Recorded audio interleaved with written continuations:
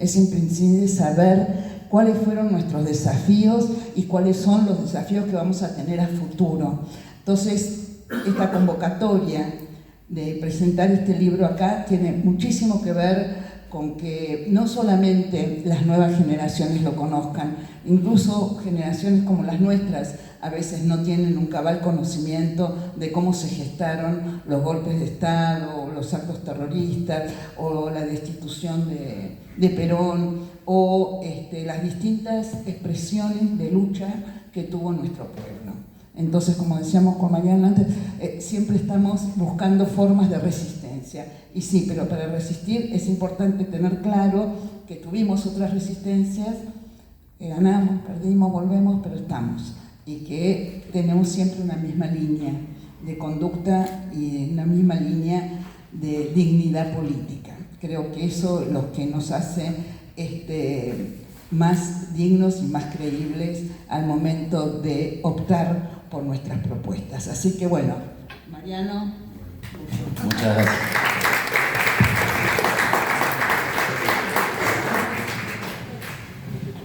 Bueno,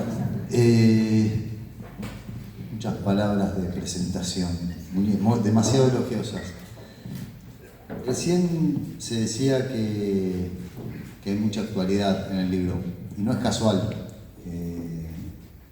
Yo cuando escribí el libro arranqué cuando todavía estaba en el gobierno Alberto Fernández y lo terminé cuando había ganado las elecciones Milei.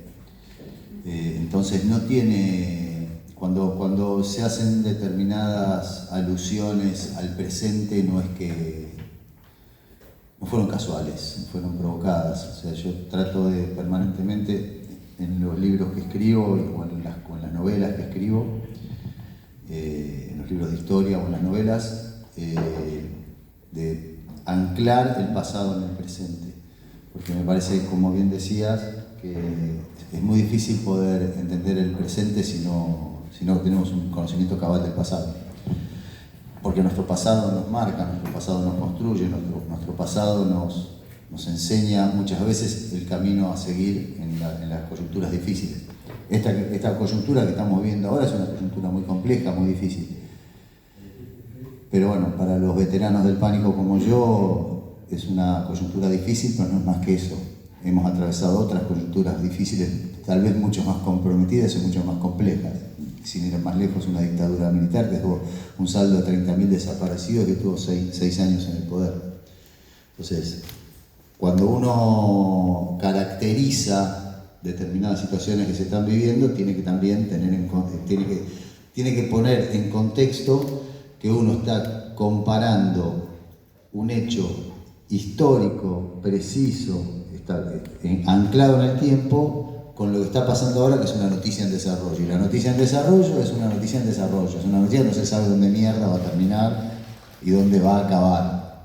Entonces, ahí es donde uno empieza a pensar que las cosas no son tan malas como parecen y que todavía tenemos demasiado terreno como para poder resistir y para poder mejorar y poder levantarnos. Bueno, dicho esto, vamos a ir al grano con el tema del libro, pero no quería dejar pasar lo que había dicho Parril y lo que habían comentado las compañeras.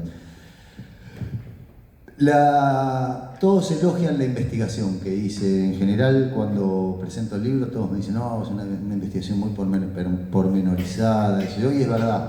La verdad que por la construcción que yo pensé originalmente cuando me senté a idear el libro, necesitaba este tipo de documentación y este tipo de apoyo. Por ahí no les interesa tanto, pero a mí sí me interesa contarles cómo fue la construcción o la investigación del libro. Por ahí es algo que es como sería el backstage del libro.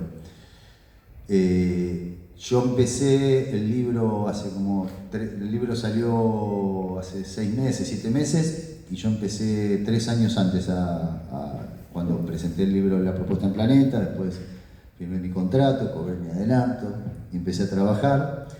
Y cuando empecé a trabajar, mi idea original era hacer una ficción de punta a punta.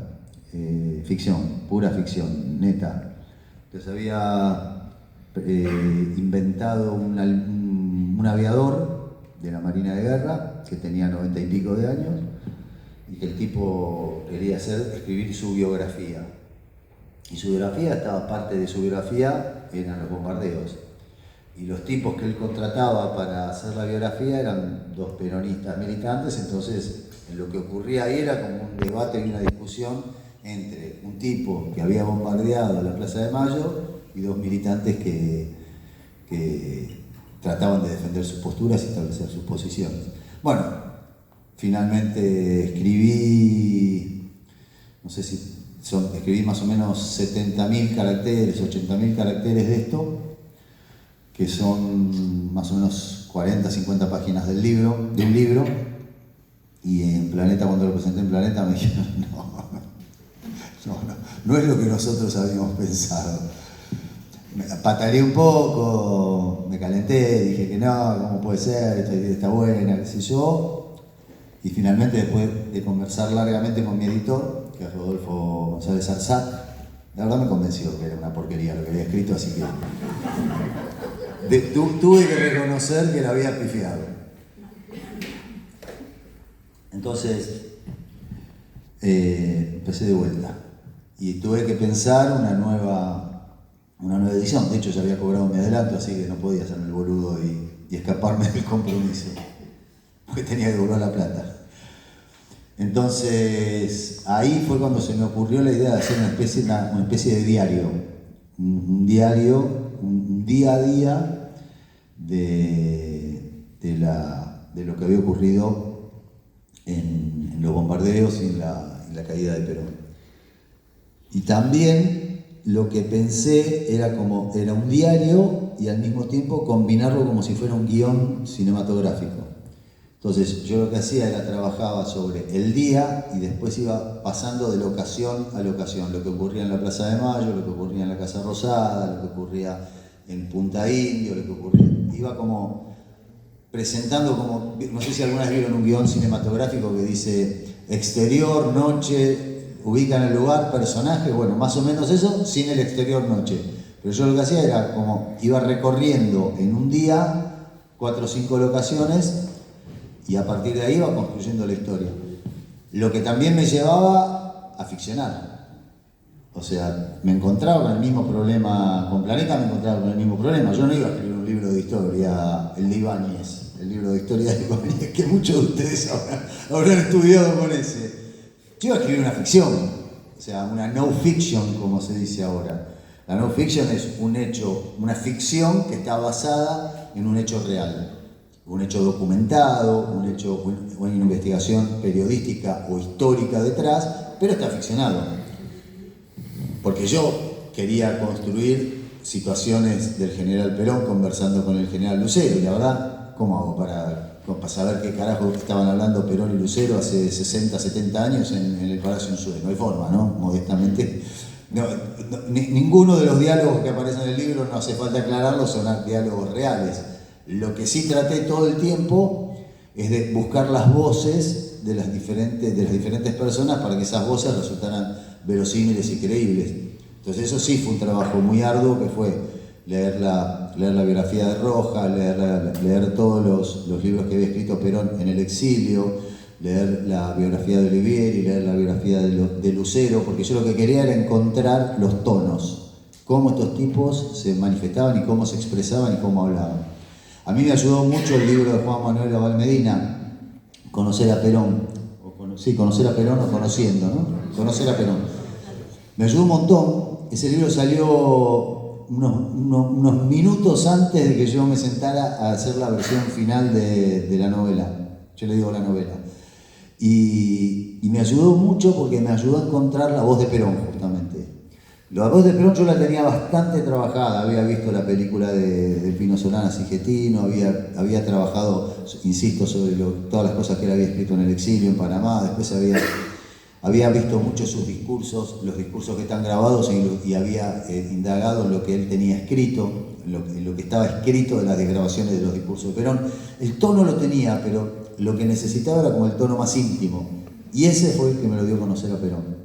Porque ahí en las charlas que tenía Abal Medina con Perón encontré como esa cosita, ese detallecito que creo que es lo que hizo que el Perón que yo construyo, que es mi Perón, no es el Perón verdadero, es mi Perón, porque creo que cada uno de los que estamos acá tendrá su propio Perón, que mi Perón fuera una persona mucho más entrañable o cercana de lo que muchos se imaginan. Mi Perón es un Perón entrañable. Es un Perón con dudas, es un Perón que muchas veces está desconcertado, es un Perón que no digo que tiene miedo, pero que no quiere atravesar determinadas situaciones, y ahora voy a explicar por qué. Y ese Perón es un Perón también que es perceptivo a escuchar los consejos de sus compañeros, es un Perón que está dolorido, está muy dolorido y muy triste porque nota que él va perdiendo de a poco el respaldo de la CGT, el respaldo de ciertos sectores. Este viejo quilombo en lo que nos encontramos los peronistas siempre, que es que empieza la justicia social, empieza a haber un estado de bienestar, y cuando aparece el estado de bienestar después terminan votando al PRO. O sea, los mismos que se benefician con el estado de bienestar son los que terminan votando al PRO. Bueno, más o menos esta es la historia eterna del peronismo. Creo que es la historia eterna de los movimientos nacionales y populares en el mundo. Pero bueno, son comentarios al margen que voy tirando como para no sentirme tan afuera de la realidad. Me perdí lo que estaba diciendo. Bueno, mi Perón era un Perón entrañable, es un Perón entrañable, un Perón que realmente se encuentra en muchos momentos desconcertado, que hay un miedo que lo atraviesa desde el principio de la novela hasta el final, que es el miedo a la guerra civil. Perón todo el tiempo recae en las consecuencias de la guerra civil española, no quiero que mi país le pase lo de la guerra civil española. Recordemos que Perón es el Perón del 55, la guerra civil española había terminado en el 37, entonces era una experiencia bastante cercana, y en ese momento España era una aldea. O sea, las consecuencias de la guerra civil para España fueron transformarla en una aldea que terminó recién, dejó de ser una aldea de España en los 70, cuando muere Franco, exactamente. Entonces Perón todo el tiempo atravesaba esa situación y ese dilema, porque él sabía que las cosas no se iban a poder resolver pacíficamente, que se iban a resolver de la manera en que se resolvieron, por la sangre. Entonces, bueno, ahora vamos a empezar una especie de raconto de, no sé si muchos de acá, muchos deben conocer la historia, no es que les voy a spoilear el libro, no todos sabemos, Perón hubo un bombardeo, cayó un montón de bombas, después Perón renunció y se fue al exilio, así que no hay, creo que no les voy a contar nada que no sepan. Pero bueno, sí, yo fui descubriendo como de pequeños detalles y pequeñas situaciones que yo desconocía, que eso también es algo que a mí me sirvió un montón para entusiasmarme, porque yo cuando fui a la hemeroteca de la Biblioteca Nacional, del Congreso, que es mucho mejor que la de la Biblioteca Nacional, debo decir, empecé, sí, pero yo lo que hice fue un recorrido de día por día todo lo que iba ocurriendo en estos días que yo quería atravesar, que van desde el 11 de junio más o menos hasta el 20 de septiembre. Sí, del 10 de junio al 20 de septiembre. Yo quería como que día por día qué era lo que había ocurrido, no solo lo que había ocurrido con Perón, sino que lo que había ocurrido en el país. Y esto lo maridaba con lo que se iba narrando en las diferentes biografías, qué sé yo, cuando Lucero escribe su biografía El precio de la lealtad, él también va contando qué va ocurriendo día a día en determinadas situaciones. Entonces yo podía ubicar en esos días, yo iba armando como un rompecabezas. Yo primero lo que hice fue una lista de todos los días que yo quería abarcar. Entonces del 10 de junio hasta el 22 de septiembre, porque son 101 días. Eso lo tenía como todo más o menos desparramado, y lo que hacía iba metiendo en cada día, iba colocando las diferentes cosas que iba encontrando. Era como ir armando un Tetris, ¿no? Iba despacito ubicando en cada lugar. Entonces, esto era complejo, pero al mismo tiempo me dio una sistematización, la capacidad para poder resolver un dilema, que era cómo organizo este quilombo de información. Yo tenía información, porque lo que hice primero fue acumular muchos datos, y después lo que tenía que hacer era darle una sistematización. Y esto fue lo que me lo permitió. Estaba con fichas, entonces en esas fichas yo iba poniendo las cosas. Parecía nada digital, fichas. Después sí pasé a escribir en una computadora, no escribí en la libreta, escribí en una computadora. Pero de arranque eran fichas. Y Y fui poniendo cada una de las cuestiones que iba encontrando con el respaldo, por supuesto, fundamental y básico de lo que encontré en los diarios, en el día a día, de los diarios La Nación, el diario Crítica, el diario La Época, eran todos los días, todo lo que iba ocurriendo. Había un recuadrito que a mí me encantaba, que estaba, no me acuerdo ahora si en La Razón o en la prensa, que era un recuadrito de la actividad, decía actividad presidencial, era un recuadrito así, decía el general Perón llegó a las 6:05 a la Casa Rosada, recibió a fulano, recibió a fulano, recibió a Mengano, recibió a Perengano, a las 11 de la mañana se fue a dar una charla a la CGT y a las 12:30 se retiró a su domicilio. Entonces, todo eso que todos los días tenía toda la actividad de Perón día por día. Era una pelotudez porque era así chiquitito, pero eso me daba como la ubicación espacial de Perón en cada uno de esos días. Así fue como sé que el día de los bombardeos se recibe al embajador de Estados Unidos. O sea, porque estaba el recuadrito que decía en la actividad presidencial, que decía recibió a un personaje de la CIDE, después recibió al embajador de los Estados Unidos, después se fue para el Ministerio de Guerra antes de cuando empezaron los bombardeos. Bueno, la historia comienza, esta novela comienza el 11 de junio de 1955, que es la peregrinación a Corpus Christi. La peregrinación a Corpus Christi, que era una peregrinación no del todo, no era una tradición muy arraigada en la Argentina, sí lo había sido hacía 200 años, pero de 200 años en adelante había empezado a decrecer su interés y su importancia. Esta peregrinación había tomado cuerpo porque desde hacía 3-4 años la Iglesia se había puesto de culo con el general Perón, fundamentalmente porque Eva había intervenido la Sociedad de Beneficencia, la había apoderado la Sociedad de Beneficencia, había creado la Fundación Eva Perón. Sí, no me ponen carita como que no la había... Se había apoderado de la Sociedad de Beneficencia. Era Eva, no andaba con sutilezas. Por eso era Eva, no andaba con sutilezas. Eva lo que hace es da de baja a todas las autoridades que estaban en la Sociedad de Beneficencia y le cambia el nombre por Fundación María Eva Perón, que no es casual que le pongan María, ¿no? Para tocarle el culo a la Iglesia. Entonces, Eva pone su granito de arena para que la Iglesia se enoje con Perón, y Perón, ya con Eva muerta, comete, para mi gusto, un error, pero bueno, que yo diga que Perón cometió un error es una estupidez, pero él recibe y deja ingresar a la Argentina a la Escuela Científica San Basilio, que son los pentecostales.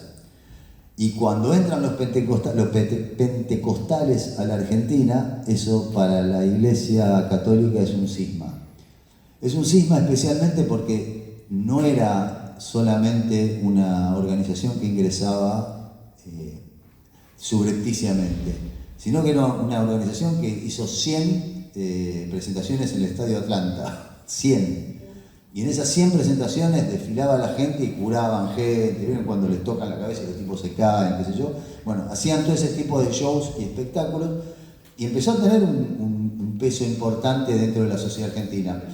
Y la Iglesia empezó a tener una importancia dentro de la oposición que tenía Perón.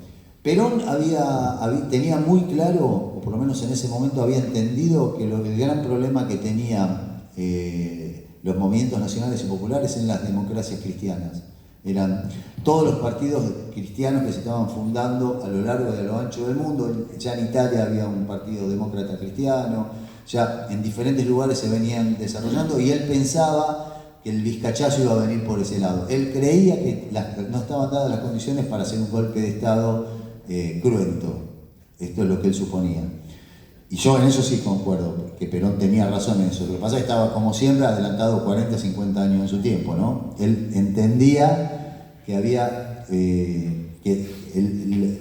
los golpes de Estado en algún momento iban a dejar de ser cruentos, iban a convertirse en otra cosa, que es un poco lo que estamos atravesando en estos momentos. Bueno, viene la peregrinación de Corpus Christi. Esta peregrinación es infiltrada por miembros de la Marina. Nada que no hayamos experimentado ayer o el miércoles anterior. En esta infiltración se generan incidentes, conflictos, peleas con la policía, represión. Después hay una reacción a partir de todo lo que ocurre con algunos incendios de algunas iglesias. No es muy significativo, pero los hay. Hay más que nada algunos destrozos materiales, pero no hubo ninguna víctima. Siempre las víctimas las puso el peronismo, ¿no? Y el 14 de junio la CGT decide hacer una movilización de apoyo a Perón, porque considera que había que hacer. Van 300.000 personas a la Plaza de Mayo. Hay un paro general con movilización el 14 de junio, 3 días después de Corpus Christi. Y Perón ahí es cuando él dice que la gente tiene que volver a su casa, que esto lo va a resolver él, que las organizaciones tienen que mantenerse tranquilas, que no es el momento de hacer nada que esté fuera de los perfiles democráticos. Recordemos que había como cierta tensión entre el peronismo y un sector de la sociedad. Un sector de la sociedad era realmente muy refractario al peronismo, era decididamente gorila. Perón, recordemos que gana la primera elección, era Perón contra el resto del mundo, digamos, todos los radicales, los conservadores, los comunistas, estaban todos en la Unión Democrática. Entonces, había como una base de 30-40% de la sociedad que no solo era opositora, sino que también era militante para derrocar a Perón. Entonces, Perón ahí dice, muchachos, hay que mantener la calma, esto lo van a resolver las organizaciones, vayan cada uno a su casa, mantengamos la calma, qué sé yo, esto y lo otro. Y Perón ahí decide que él va a entablar una negociación, tanto con la Iglesia con los otros poderes que él consideraba que eran los que estaban pergeñando esta movida para desestabilizarlo. Esto ocurre el 14 de junio. El jueves 16 de junio se producen los bombardeos en la Plaza de Mayo. Son bombardeos básicamente decididos por oficiales menores, por capitanes de fragata, tenientes de fragata, capitanes de navío. Es toda la gama media de la Armada. En ese momento todavía no existía la aviación, recién se había creado. Tenía solamente la base aérea de Morón, creo que existía la base aérea de Morón y existía una base en Córdoba, pero la mayoría de los aviadores de la aeronáutica eran leales a Perón, la gran mayoría, pero no así la Armada, la aviación de la Armada, y ahí se produce el bombardeo. El objetivo es asesinar a Perón, por eso las bombas caen en un 50% dentro de lo que es la Casa Rosada. Después el segundo objetivo era bombardear la CGT, el tercer objetivo era el departamento de policía, y después tenían como cuarto objetivo el Palacio Unzué, que era la residencia presidencial, que es donde está ahora la Biblioteca Nacional. Las bombas caen en estos lugares, van recorriendo estos lugares. Se habla de 20 toneladas de bombas, por eso no es casual cuando dijeron aquello de las 20 toneladas de piedra. Siempre hay, como los relatos son interesantes e importantes. Caen 20 toneladas de bombas, hay 303 muertos, centenares de heridos. Esta lista de los 303 muertos fue muy difícil de conseguir. La última que se había armado hablaba de 304 muertos, que era un trabajo que se había hecho. No. Es un trabajo que se había hecho en una investigación de la Biblioteca Nacional, me parece, no recuerdo muy bien, y decía 304 muertos, pero había uno que estaba repetido, así que son 303 los muertos que dejó, por lo menos hasta que haya más novedades, ¿no? Participaron de esto el ministro de Marina, que era Olivieri, participaron algunos almirantes. Tonazo Calderón fue uno de ellos, Gargiulo fue otro. Eran los tres que estaban en la avanzada de este atentado, de este ataque terrorista. No así Rojas no participa en esto. De hecho, a Rojas en ese momento estaba en la escuela militar, en la escuela naval, y le dicen que si podía que saque unos marines a combatir, y no lo sacó. así que el almirante Rojas en ese momento se mantuvo al margen.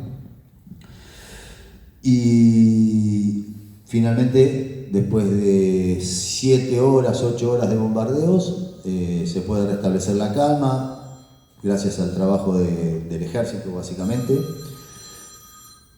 ¿Soy yo? ¿No? ¿Es mi teléfono? No, pensé que era mi teléfono. Y se establece, después de 7 o 8 horas, se establece la calma otra vez, la paz otra vez, y se soluciona el conflicto, no sin represalias. Después hay un ataque a la catedral, con ingreso a la catedral y quema de algunas de las cosas que había dentro de la catedral, por parte de, dicen militantes peronistas, yo creo que no, pero bueno, por lo menos en las crónicas de ese momento policiales dice que son militantes peronistas. Perón nunca creyó que fueran militantes peronistas. Él siempre decía que los peronistas no atacaban iglesias, que los peronistas, que en realidad eso era cosa más de comunistas y de anarquistas, decía Perón. Y bueno, y ahí empieza como, de a partir de los bombardeos pasan 89 días exactos en donde uno ve cómo se va amasando el golpe militar y la lucha denodada de Perón por evitar el golpe militar y conseguir que la Argentina entre en un clima de pacificación. Perón establece a los 10 días aproximadamente de los bombardeos de Plaza de Mayo, hace un llamado, habla en cadena nacional, hace un llamado a la pacificación nacional.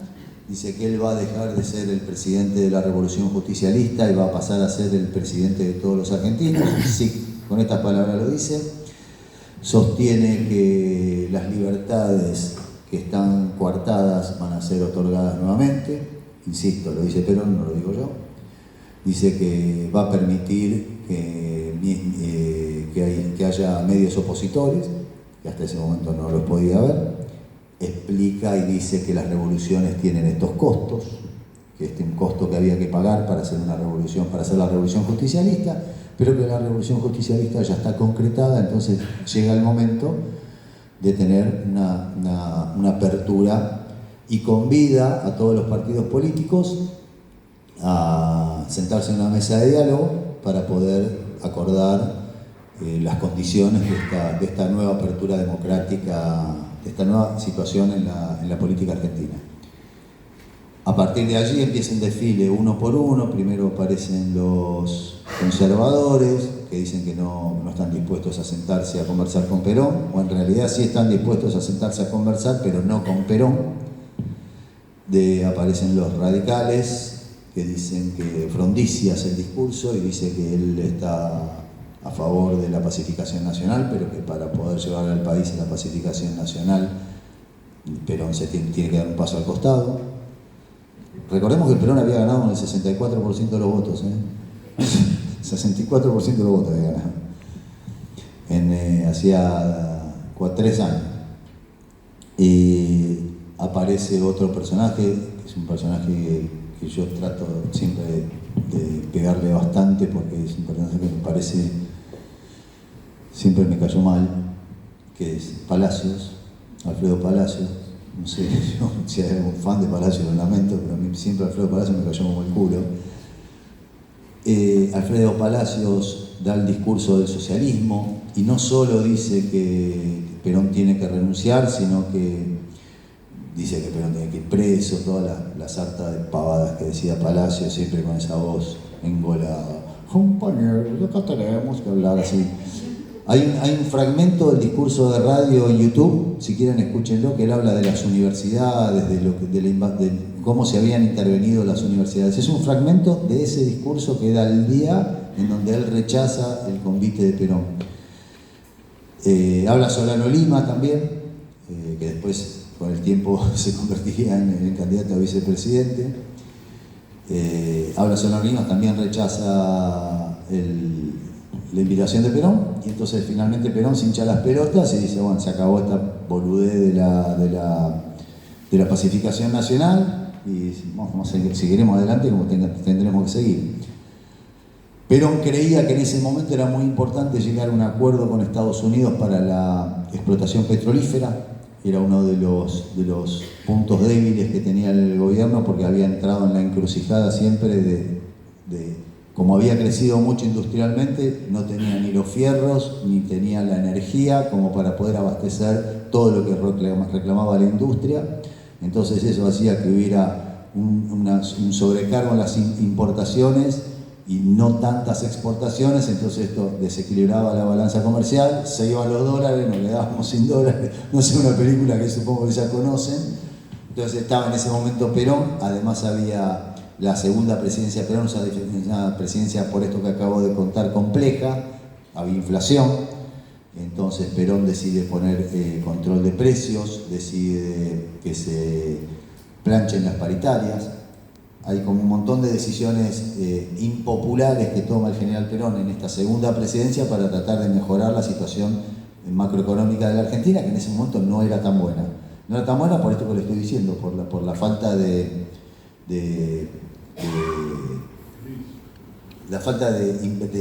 llegada de inversiones extranjeras. Entonces, para él era fundamental arreglar con la Standard Oil, para que la Standard Oil llegara a la Argentina, pusiera un montón de guita y eso pudiera equilibrar la balanza comercial. Pero bueno, el que boicoteó todo el acuerdo en el Congreso fueron los radicales, y entonces eso no se pudo llevar adelante. Simultáneamente a todas estas movidas que estaba haciendo el general Perón, por otro lado, en otro lugar de Ciudad Gótica, estaba el general Lonardi, que tenía un tumor terminal, y el general Lonardi no tenía mucho para perder, pero sí quería dejar un legado y tenía mucho para ganar en su legado. Entonces él estaba completamente convencido que había que hacer un golpe militar y que había que hacerlo lo más rápido posible, básicamente porque si no él se iba a morir.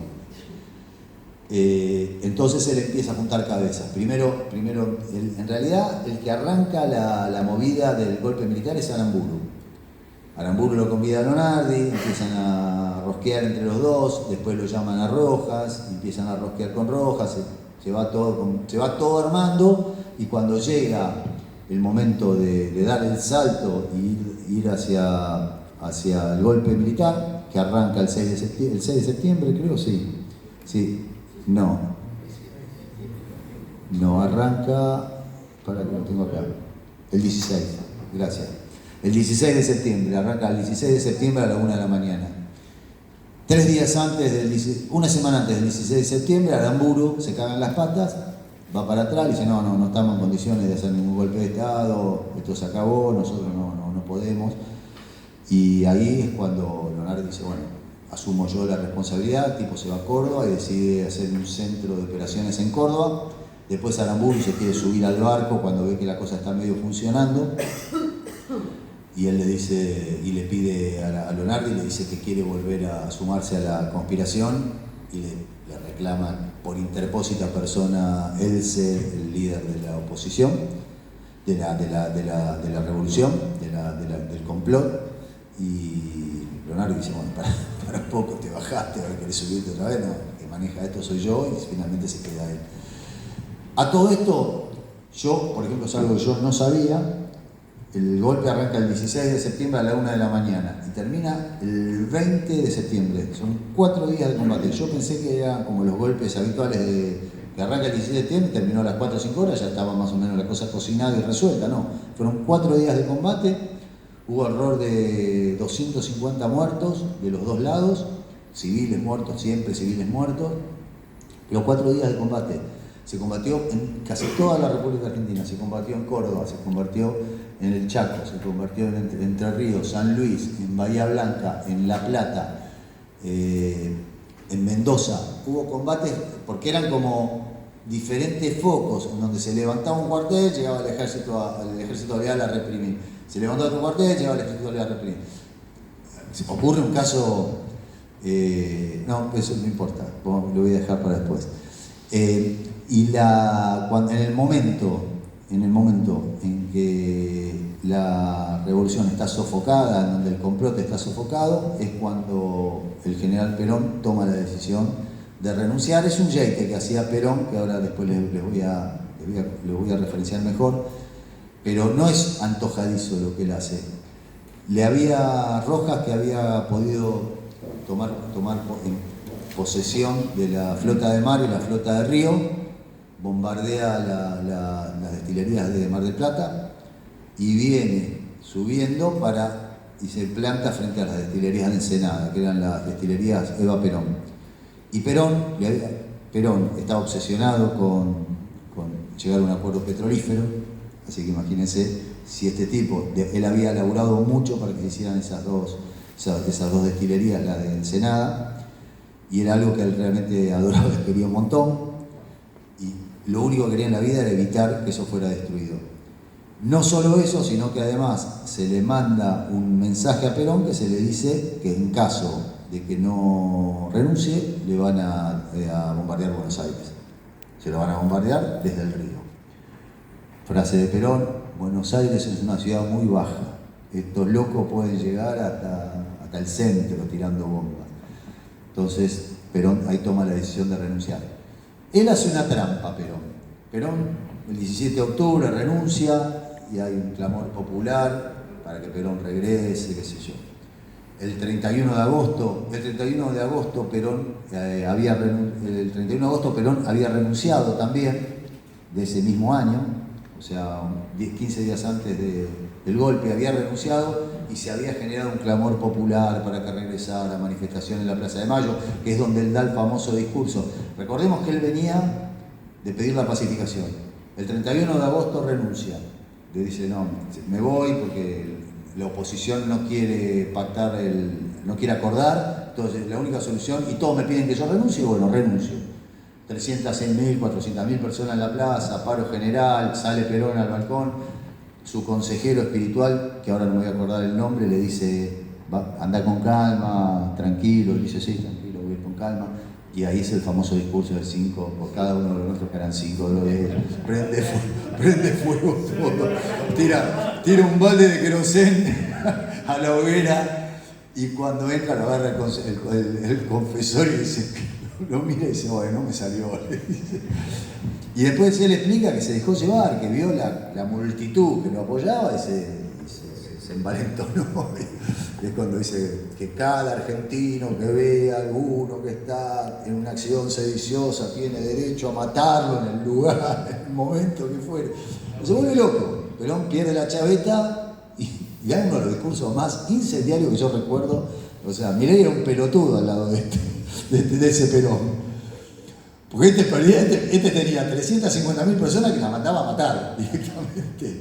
Así que, y ahí, pero Perón es consciente después que él comete un error. Él es consciente de que él se fue de mambo. Y entonces ahí es cuando él empieza a rebobinar, y finalmente llega al 20 de septiembre, al 19 de septiembre, 3 días después del golpe, en donde él dice: acá la única posibilidad es la guerra civil. O sea, dejar que estos muñecos bombardeen. Esto ya me demostraron que son capaces de bombardear la ciudad. Lo hicieron hace 3 meses. Y ahora la única posibilidad es dejar que bombardeen y entrar en una confrontación que vamos a ganar nosotros, porque tenemos los fierros, porque tenemos el ejército, porque tenemos la gente, tenemos la CGT le estaba pidiendo a Perón que le distribuyera armas para ir a combatir. O sea, estaba todo dado para ganar, pero